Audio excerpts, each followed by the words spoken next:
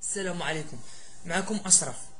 اليوم غادي نشرح لكم لو دارنيير جور دان كوندامني بالعربيه، الناس ديال بروميير اني. اذا بلا ما نطول عليكم نبدا.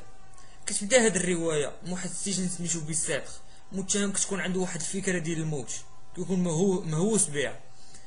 يقوم اولا بمقارنه الماضي ديالو بالحاضر. الماضي كان عنده واحد الرمز ديال النشاط والحريه، اما الحاضر فهو رمز للسجن والوحده والمعاناه.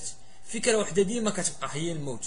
اما المستقبل فلا مجال للحديث عنه، ولا مجال للاماني ولا الاحلام، ان المستقبل كيعني له الموت، وما بقاو للموت الا ايام قليله. بعدها سيتذكر الحاكي ايام المحاكمه تالت ووقع سماع الحكم بالاعدام عليه. المتهم فضل الكتابه، لعل الكتابه تاثر على العالم وتمنع من الاعدام. عنده واحد الامل في التغيير وامل في العفو. كيفكر في الاهل ديالو فكيزيد الغضب ديالو، وما زاد الغضب ديالو هو الزياره ديال البنت ديالو التي لم تتعرف عليه. فاش قرب الموعد ديال الاعدام ديالو تم نقل المتهم الى سجن اخر ومنه الى الثالث. في احدى زنازين هذه المحكمه كيتعرف المتهم على واحد الشخص كان محكوم عليه بالاعمال الشاقه سابقا.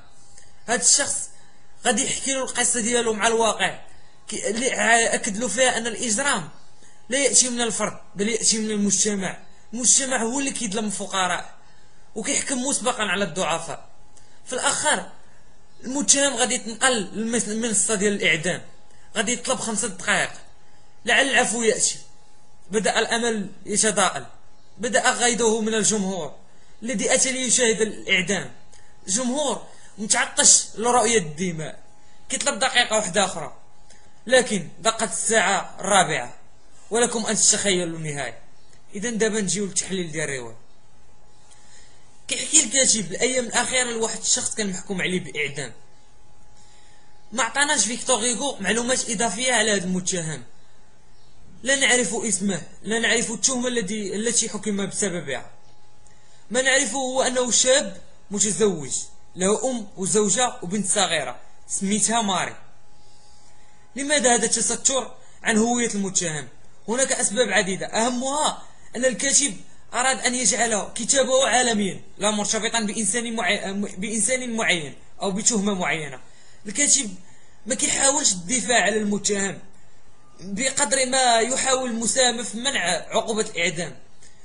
هذا النص كيثير العاطفه ديال القارئ من خلال التركيز على المعاناه ديال العائله بعد وفاه المتهم. هذا الاخير سيترك وراءه 3 اشخاص بدون حمايه ولا موارد، ام وزوجه وبنت صغيره. اذا بون شونس لكاع اولاد وبنات الليسي.